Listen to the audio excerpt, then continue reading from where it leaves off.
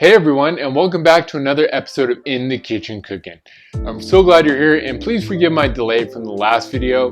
January turned into February, and then February turned into March. Well, March is 2 days away from this recording, but by the time I get it posted, it'll probably be a week into March, so it's March. So it's just wild how time flies. I've almost been in Las Vegas for a year. April 1st will be a year, and I just can't believe how quickly that time flew by. I am still loving Las Vegas a lot, but what I am not loving is this winter weather. Before I moved here, everybody mentioned how hot it gets here.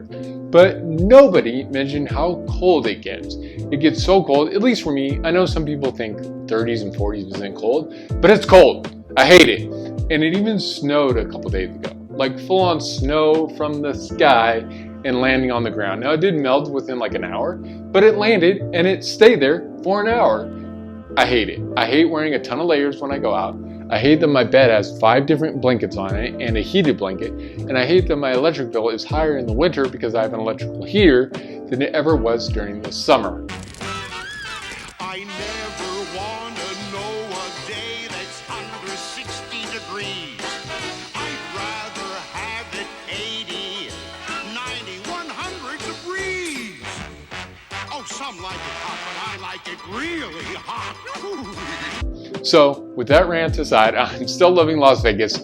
I still can't believe I've been here a year, and it's just been an awesome time in a season of my life. So really glad to be here. But with that small rant and update, as I mentioned, my buddy did get me Snoop Dogg's cookbook for Christmas. So really excited to jump into this for this next video. Today we're going to be making the last meal, shrimp Alfredo. And this is what Snoop Dogg says about that recipe. Don't even trip. I know this dish may share its name with the Mark-ass side switcher Fredo in The Godfather. I know it was you, Fredo. You broke my heart. You broke my heart. But when it's time to chow down like a boss, we keep in the Dogfather's dinner table straight sucker free. When you pull in the team for a sit down, you got to make sure the wine don't stop pouring and the food's just as heavy as the G's in the room. So pull up a chair, tuck in your bib, and take a seat. We're going to be here a while. So I don't have any G's here in Las Vegas, so nobody's joining me for dinner. And I don't have wine, but I did go out and buy some gin and juice. So let's mix up some gin and juice and see what ingredients we're working with today. All right, so I made myself a gin and juice. I've never had gin and juice before. When I was in high school, my buddy as a gag gift got me some juice. I think it was grape juice and gin. And then he also got me a cane, like a pimp cane, and a cologne that was called Pimp Cologne. And I remember my mom was so mortified with all of it. But the thing she hated the most was the smell of that Pimp Cologne. And even I can vividly remember the smell of that Pimp Cologne.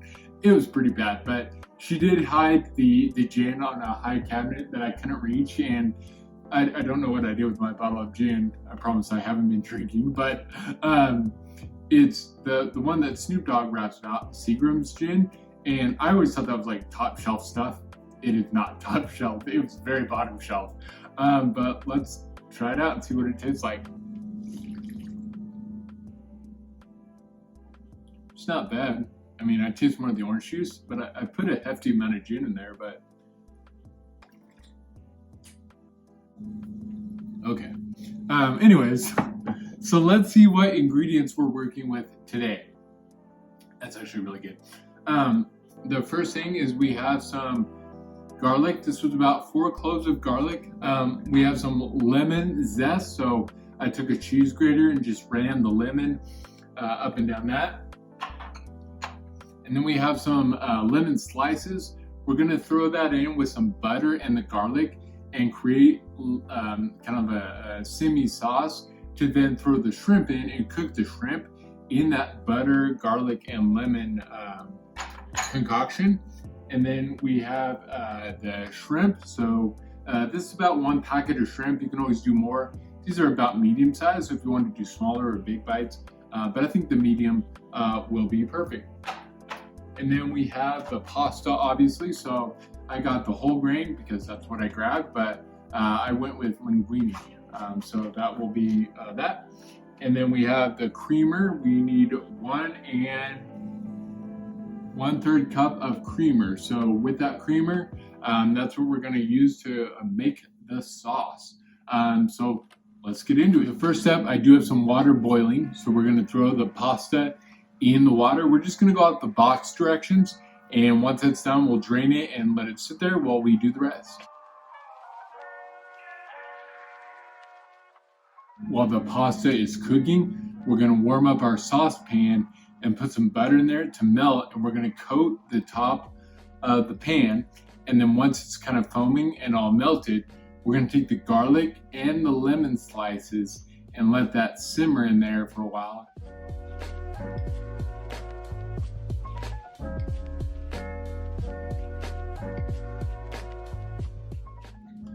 Now that we've added the lemon and the garlic, we want to stir it until it starts to get fragrant. Set it right the first time. And then we'll add the shrimp and get that nice and coated.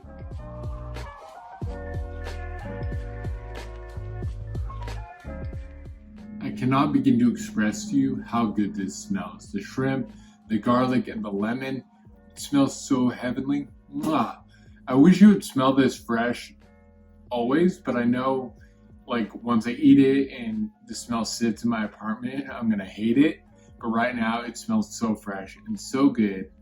I can't wait to dive into this and add the rest of the ingredients. Now that the shrimp has thoroughly bathed in the lemon garlic bath, we're going to remove the shrimp and the lemon slices onto a plate. And then once we've done that, we're gonna add the cream and the lemon zest. And one thing I forgot to mention was Parmesan cheese. So we're gonna add that and we're gonna let it simmer for a little bit, and then we'll mix back in the shrimp with the pasta and we will be done.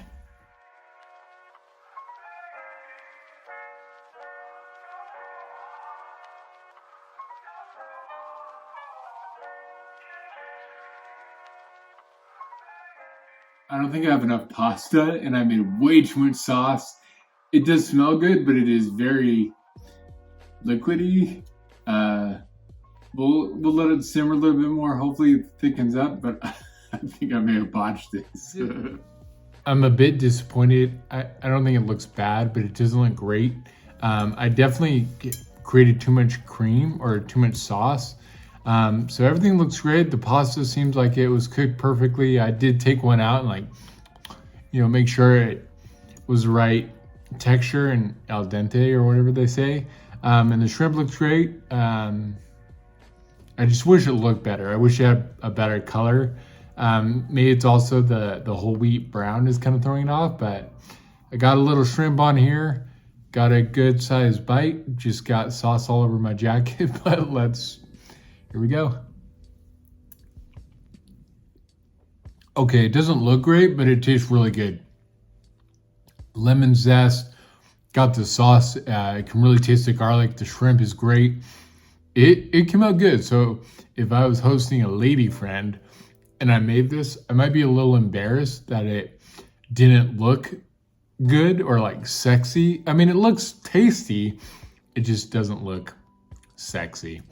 But I like it. So Snoop, I enjoyed following your recipe. I doubt you'll ever see this, but it was really good. I don't know if Martha Stewart helped because she was in the forward of the book, but I'd make this again. It took about 15 minutes even with filming, so you could whip it up pretty easy. Just make sure you use a lot of pasta. I did not use a lot of pasta, so my sauce to pasta ratio was pretty high. So cheers, a nice glass of gin and juice to wash this down, but thank you again for joining me on another episode of In the Kitchen Cookin', and we'll see you next time.